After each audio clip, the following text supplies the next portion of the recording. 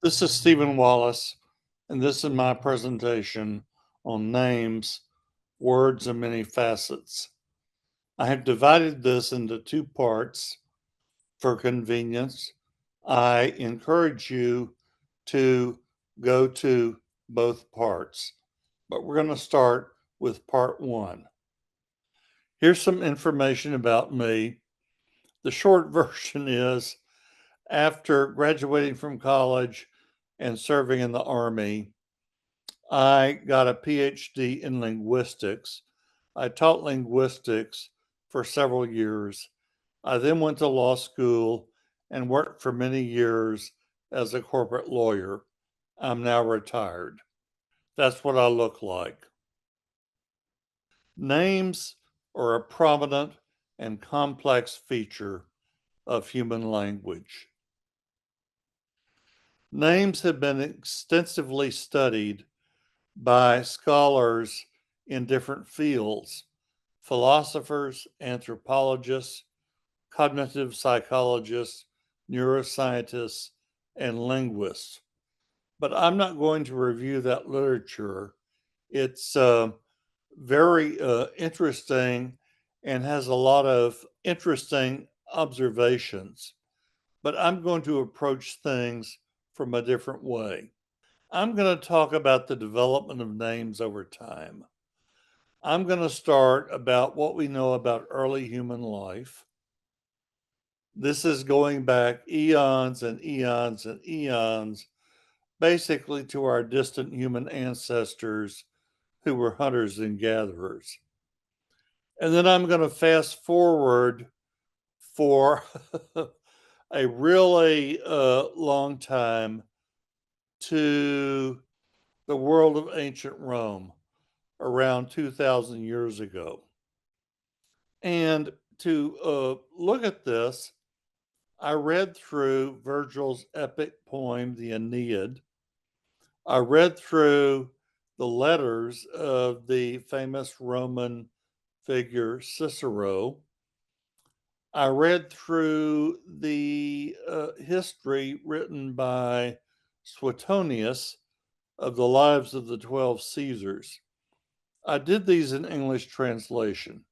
I know some Latin, but to go through the actual original Latin text, well, it would have taken me a lot of time and a lot of effort. But I did, refer to the Latin text from time to time. But these were the basic things I looked at, but I looked at some other sources also. And then from there, I'm going to fast forward 2,000 years to the modern United States of America and talk about the development of names over time. We start with people who, in the distant past, were hunters and gatherers. The anthropologists tell us that people in the ancient or early past, at the beginning of human life, human language, they had names of persons, they had names of themselves. Here's an example. His name that we are most familiar with is Sitting Bull. He was a leader of the Lakota people. The Lakota people lived, and a lot of them still live, in what is now North and South Dakota. And before their contact with the Europeans, they subsisted by hunting and fishing and gathering wild rice.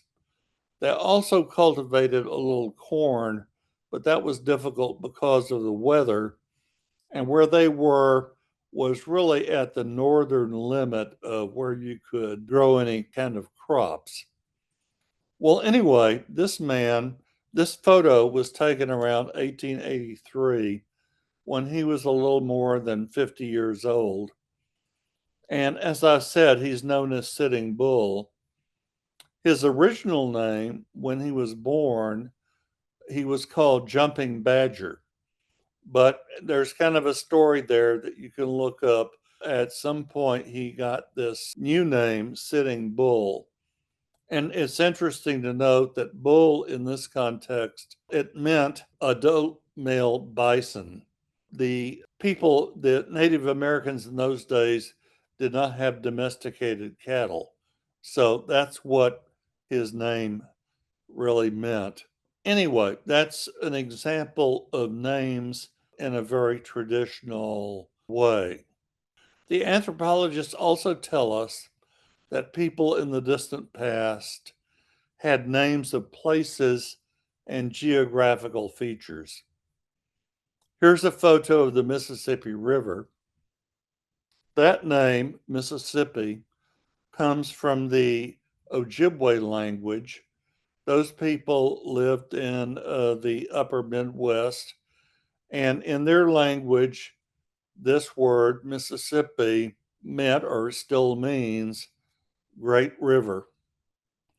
The anthropologists also tell us that people in the distant past also had names for animals and spirits. For example, for eons, people have told stories. And a lot of stories figure not just people, humans, but animals that are cast as characters and who act like humans. So, in an ancient story, a figure of a bear would not just be the bear or a bear, but it would be Bear. That would be the character's name. Well, this has persisted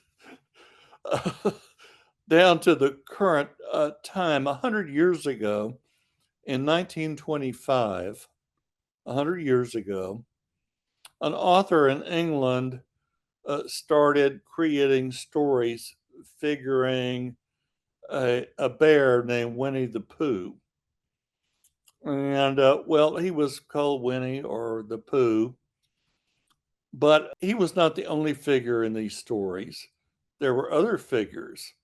There was a small pig who got the name of Piglet. There was an owl who got the name of Owl. And there was a rabbit who got the name of Rabbit. Well, anyway, spirits. The Algonquian peoples of North America had a, well, what would you call this figure? Maybe like a supreme being, well, a very important spiritual figure. And they called this figure Manitou. That was the name that they gave it.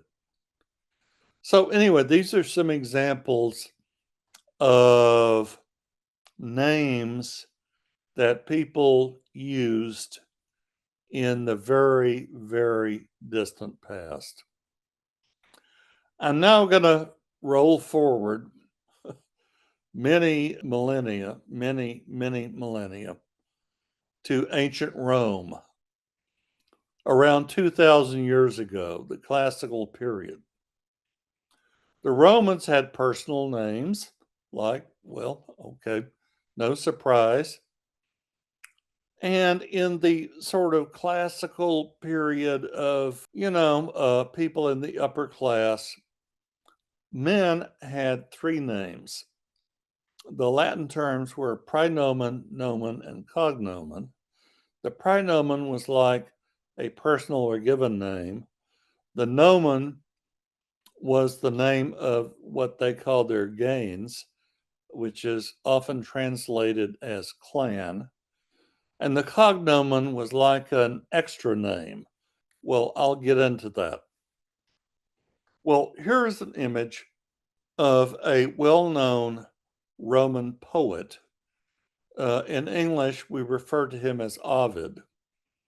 His real name was Publius Ovidius Naso. Well, Publius is his first name, his praenomen. It's a common first name for a Roman man. Ovidius was his clan name. And then his cognomen, Naso, literally means nose. So somehow, I guess his parents, when he was a newborn, thought that there was something about his nose that was remarkable. So that was the name he was given. Well, anyway, that's an example of a famous Roman man. Well, here is a famous Roman woman, Livia Drusilla. She's famous because she was a wife of the Emperor Augustus. Well, you can't have a higher status than that. Well, Roman women like her typically had two names.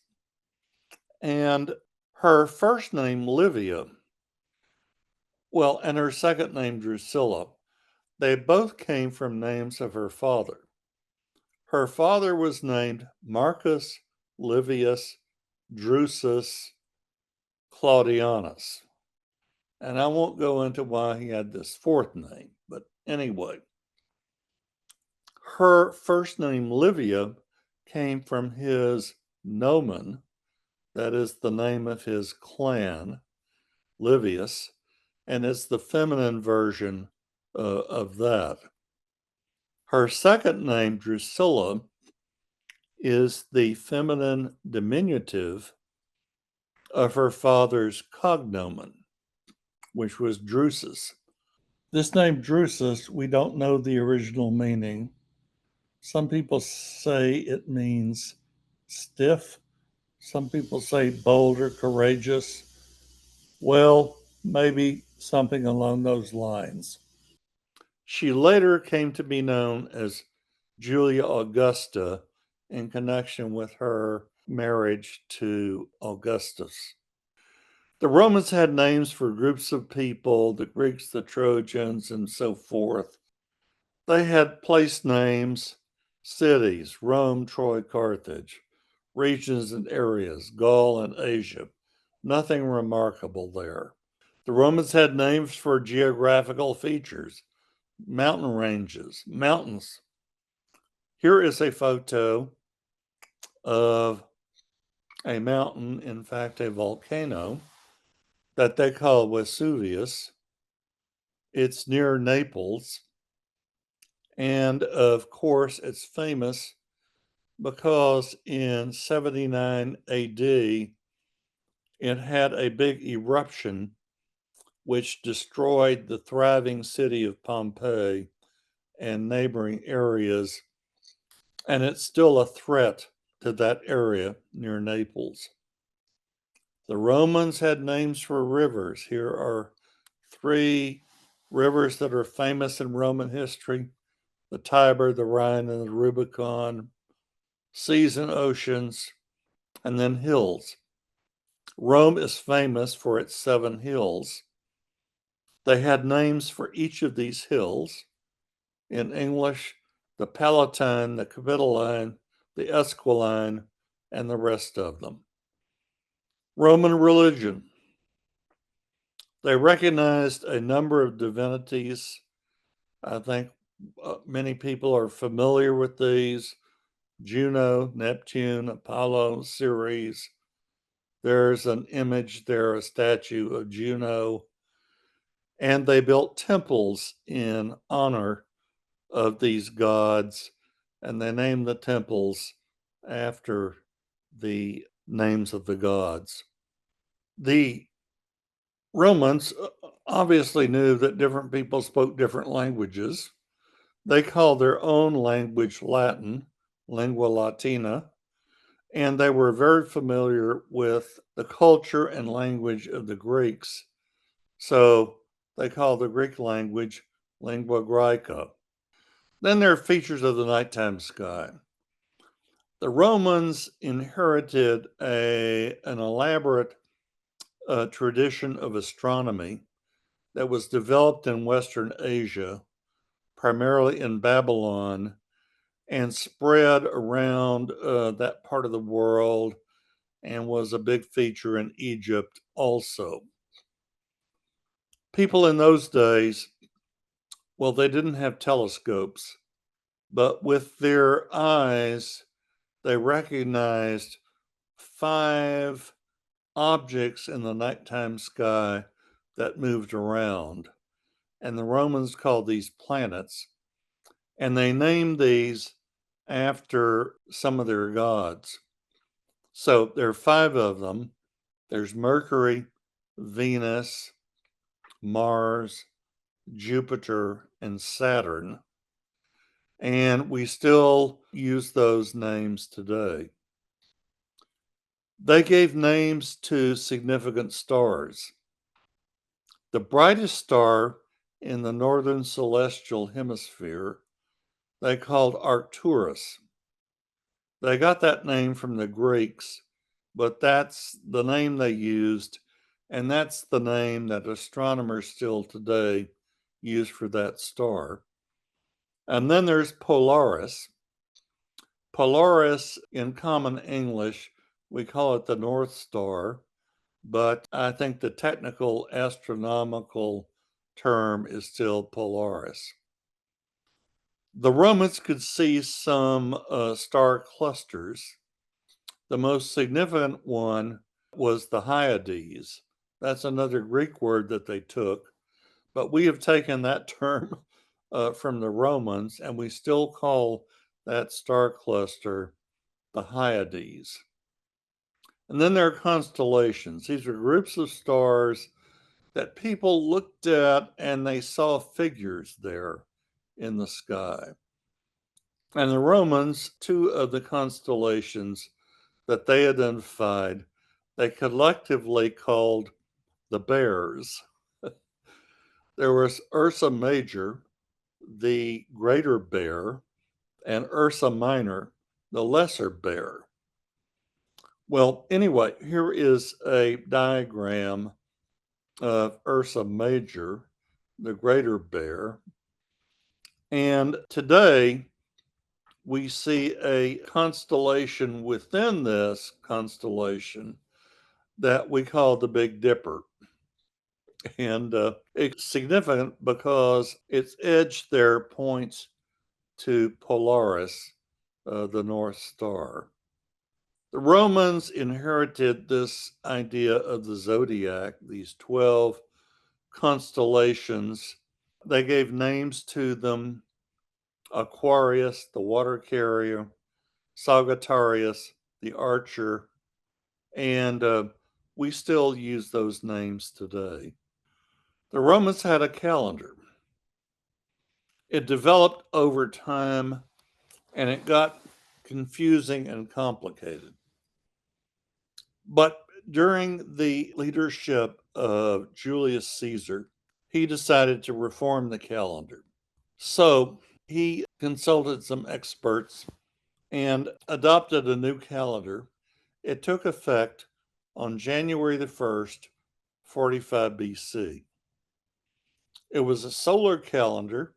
It had 12 months, and the Latin names for these months: Januarius, Februarius, Martius, Aprilis, and so forth. Sound familiar? Well, the Romans had a unique way of talking about the days of the month. For us, it's very simple: March 1st, March 2nd, March 3rd, down to March 31st.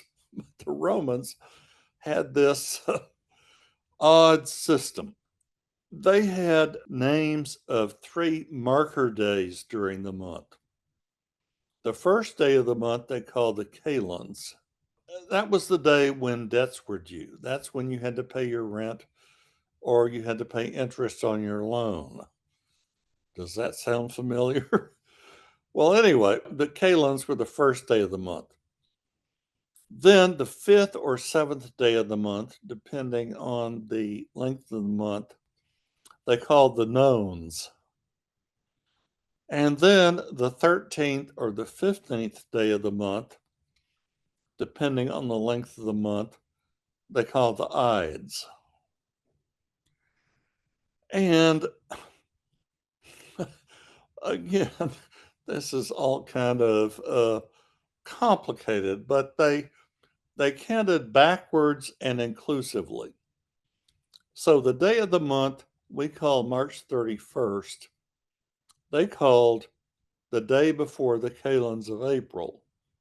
The Kalends of April was the first day of April. Okay. The day before that, which we call March 30th, they called the third day before the Kalends of April because they counted inclusively. April 1st was the first day, March 31st was the second day, and March 30th was the third day. Well, anyway, so you count backwards and you get to March 15th. Well, that's the Ides of March. Well, that's significant because in 44 BC, on the Ides of March, which we would call the 15th of March, Julius Caesar was assassinated. The day we call the 14th of March, they called the day before the Ides of March. And so you keep counting back and you get counting back, you get to the nones of March, and then finally you get back to March the 1st, the Kalends of March. Well, anyway, after some centuries, people gave up this, and we now have our current system, fortunately. Now, the Romans originally did not have the concept of a week. The idea of the week developed in Western Asia and spread to Egypt and gradually spread to Rome, involving 7 days. And the convention was that it developed. The days of the week were given names after the sun and the moon and the 5 planets that they identified. So by the time this got to Rome, a couple of centuries AD, the names that they had adopted, the first day, Dies Solis, the day of the sun. The next day, Dies Lunae, the day of the moon. The next day, Dies Martis, the day of Mars, that is the planet Mars, and so forth. But anyway, the point here is there were names. The Romans were big builders, not just big builders, but big builders. They had lots of public spaces and buildings. One central focal point in Rome was the Forum Romanum. It was a big public space. They had a lot of temples. Each temple was devoted to a particular god and named after the god. They had these meeting halls that they called basilicas. Each one had a name. And then there was the Campus Martius, a big public space, and a big sports arena called the Circus Maximus. And I'm going to talk about that later. The Romans built a lot of highways. The most famous one that many people have heard about is the Via Appia, the Appian Way. It was around 400 miles. It went from Rome to modern Brindisi, ancient Brundisium, and it was completed in 264 BC. But this was just one of their many highways. And then they built a lot of aqueducts. All their cities, people needed lots of water. And in Rome, they ended up having 8 aqueducts to bring water to the city. This is a photo of one of them. It's called the Aqua Claudia. It was started by the Emperor Caligula and finished by his successor Claudius in the early years AD. And this is a photo of the remains of that aqueduct, but there are lots and lots and lots of these aqueducts, not just there in Rome, but in different places around. For example, if you go to southern France, there's a famous aqueduct near Nîmes. In Spain, there's a very significant, very striking aqueduct in Segovia. And those are just examples. But anyway, they each had a name. The Romans had a government. I told you I read through the letters of Cicero, the famous statesman and writer. He has many, many references to what they call their government, the Republic, in Latin, res publica, and the governing body, the Senate, Senatus.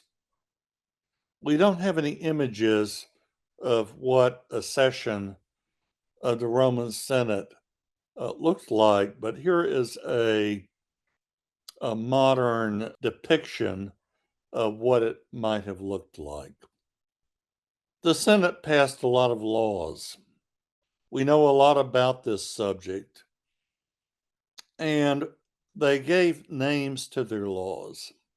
For example, there were the leges agrarii, the agrarian laws, which regulated the distribution of public land. There was the lex tarentina, a law that established the city of Tarentum. Just some of many examples. Rome had some organizations, and they had names. The biggest organization in ancient Rome was the army. The Roman army at its peak maybe had around 400,000 soldiers. Well, it was divided into legions.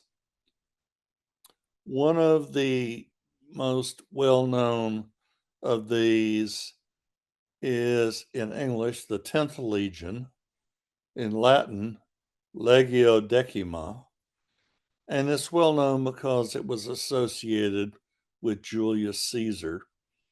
And there is a sort of modern picture of the banner of the army with the famous letters SPQR, which stand for Senatus Populusque Romanus, the Senate and the people of Rome. There was an elite group of soldiers from the army who were originally formed to guard the generals, and they later came to become guards for the emperor and his family, sort of like the antecedents of today's Secret Service. In English, we call them the Praetorian Guard. In Latin, Cohors Praetoriana. That was their name. The Romans had a big navy. They were an important naval power in the Mediterranean, situated as they were right in the middle of that big sea. And just as the army was divided into legions, the navy was divided into fleets. And the Latin word for fleet is classis. It has a broader meaning, but in the naval context, it means fleet. One of the well-known fleets was the Classis Britannica, the Britannic fleet. It was based in what is now northwestern France, and the Romans used it for their invasion of Britain starting in 55 BC. Obviously, they had lots of vessels. There were naval vessels, There were lots of merchant vessels. Well, the Romans gave names to their ships. Some names that we know about, there was the Isis. Isis was originally an Egyptian goddess, but she developed a following in Rome. And then there was a ship that we know of called the Dioscuri.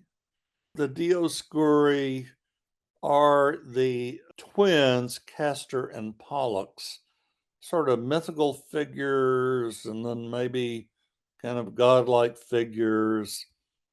And then we know about a ship known the Asclepios.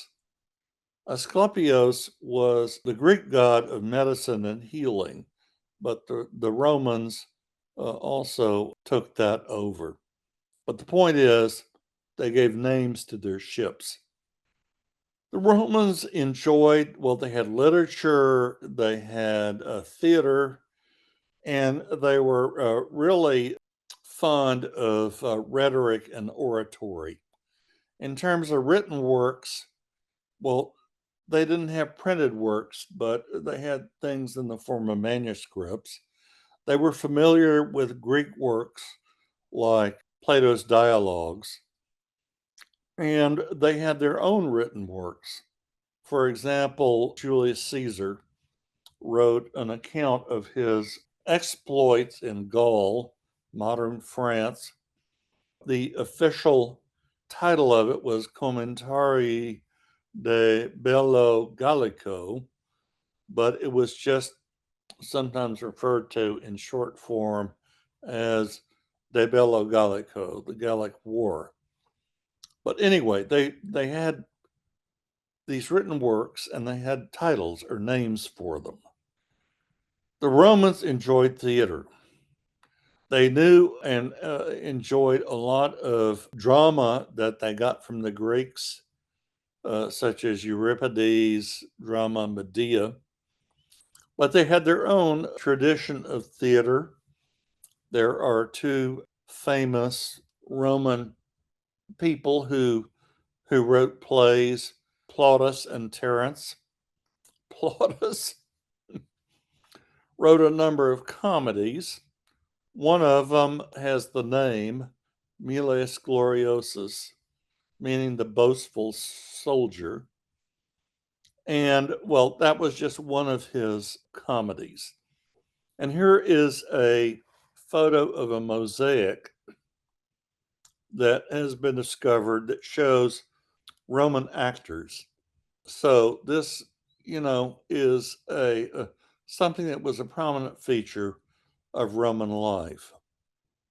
Well, Plautus and his play, the Miles Gloriosus, the boastful soldier, and some of his other plays turned out to be the basis of a well-known Broadway show called A Funny Thing Happened on the Way to the Forum, first performed in 1962, music and lyrics by Stephen Sondheim, and it was so popular it got a Tony Award.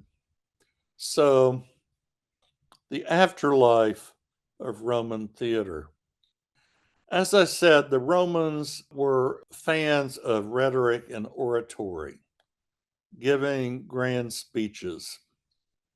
Again, the leader, the statesman, the writer, Cicero, a number of his speeches were written down and have survived.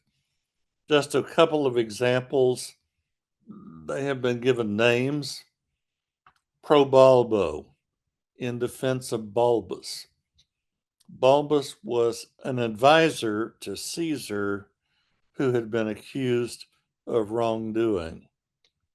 And then there's De Provinciis Consularibus, on the consular provinces. Well, it's a speech about governance. The Romans observed lots of events. They had lots of festivals and different kinds of observances. For example, one festival was the Lupercalia. It was held in February and it was celebrating fertility and health. Then there was Carialia. This was held in April. It was in honor of the goddess Ceres to celebrate agriculture. And then they had various events called ludi, which means games, many different types of these things. Then the Romans were often involved in conflicts. There was one that they called the Civil War. This was a conflict between Julius Caesar and Pompey in around 49 to 45 BC. And then a few years after that, there was another conflict that they called the Sicilian War, which was between 42 and 36 BC between Augustus Caesar and Pompey, for example. But the point here is they all had names. Now we come to the world of sports. The Romans enjoyed sports. They had all kinds of different sports. But the apex sport in ancient Rome was chariot racing. And I'm going to say that this was not just a big deal.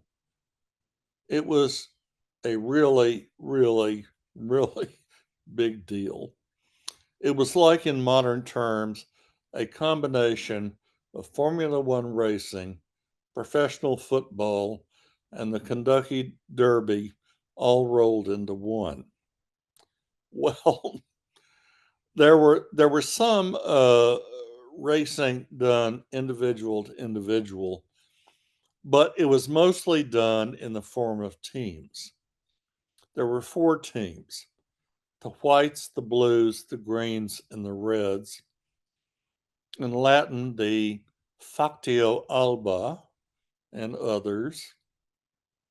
And they were associated with, obviously, with colors.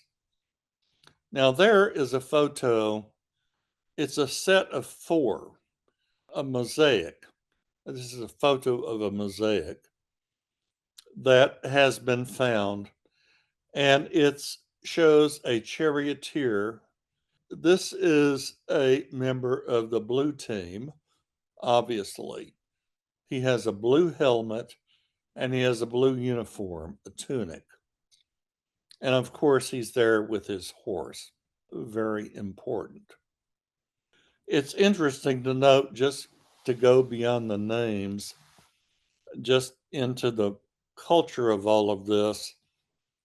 These teams, each one had their different sponsors and they all had their different fans, and there was lots of rivalry and identity. You identified yourself as to what team you supported.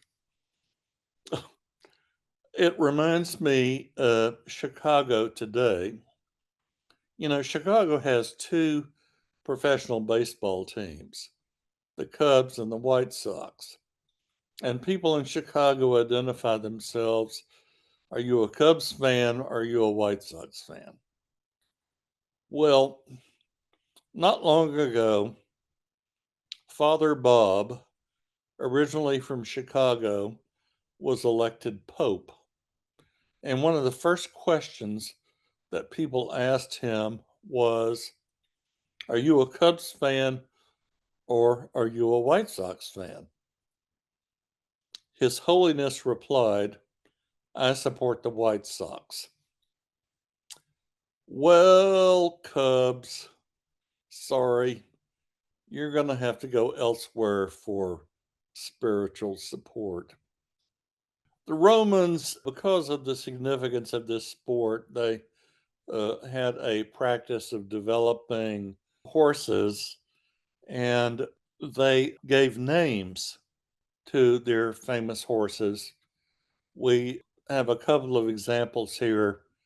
There was Pompeianus, the Pompeian. That horse must have been from Pompeii, or His owner was from Pompeii. Another horse named Lucidus, which means shiny. The name must refer to the appearance of his coat. The premier venue for conducting these chariot races in Rome was the Circus Maximus. The Circus Maximus was a huge sports arena. It had a U shaped track where the races were conducted. Current people believe that it seated maybe around 150,000 people, which is around twice the size of the largest current professional football stadium. It was a huge place. And I have to say, I'm going to divert and digress a bit from the subject of names to talk about. I don't think you can trace modern sports practices back 2,000 years to Rome, but there are lots of interesting parallels.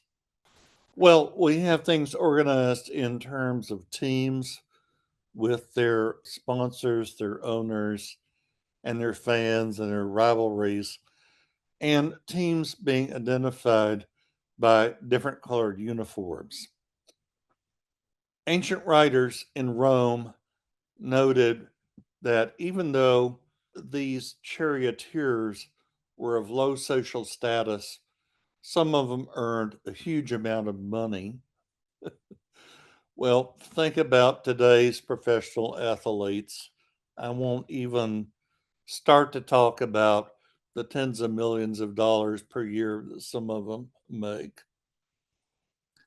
In the Circus Maximus, they had special seating up front for senators and other prominent people. Today, our stadiums, we have skyboxes where corporate executives can enjoy the game in private luxury with their friends. We have the subject of, well, I hope you won't be shocked to hear that in ancient Rome, in connection with these races, there was a lot of betting. What goes on today? Las Vegas, sports betting. Well, anyway, this is, I think, an interesting subject that somebody could pursue. Well, back to the subject of names. Commercial buildings. In ancient Rome, rich people lived in separate houses. This house was called a domus, but ordinary people lived in apartment buildings. They were called insulae, the plural of insula, which literally means island. It was almost like a city block. The ground floor had shops, and the upper floors were living spaces. These buildings were owned by rich people, and spaces were leased to ordinary people. But the point here is each one had a name. They were typically named after the owner of the building. So here are a couple of examples that we know about. There was the Bologniana, there's Sictoriana, and so forth. Some writers have said that the Romans invented the shopping mall. Well, archaeologists have uncovered this big building, or the remnants of a big building in Rome that was called the Mercatus Traiani, Trajan's Market. And the reports are that it had spaces for 150 shops. This is all under one roof. Plus, it had living spaces like apartments. Plus, it had some spaces that were apparently used as offices by the imperial government. So it's sort of like a modern, what they would call a multi purpose building, but primarily shops. primarily like a shopping mall. The Romans, by the way, they didn't have what we would call office buildings. Rich people basically conducted business out of their houses. And of course, if you were a shopkeeper, well, you had business there in your shop. Or if you were a vendor in the market, you had a stall in the market. The Romans loved their pets: dogs, cats, birds. Please meet a dog named Mia. Her name is translated into English as Midge. Midge in English means, well, it's a type of small fly. So this was a small dog, maybe even a very small dog. Well, what do we know about Mia? When Mia died, her owner, or if you prefer, her human companion, had a tombstone made in her memory. And here's a photo of it. And I have reproduced the first four lines of the epitaph there in Latin and the translation that has been offered. And I'm going to leave this on the screen for a little while so people can appreciate the sentiment.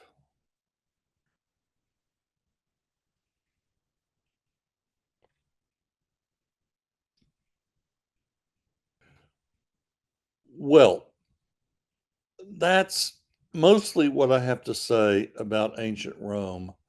This is not an exhaustive survey of names, but I think it's indicative of what you can find in a survey of a number of sources, and it gives you an idea of the names that they, or the types of names that they were using there 2,000 years ago. This is the end of part one of this program, but as I said, I encourage you to go to part two to get the full story.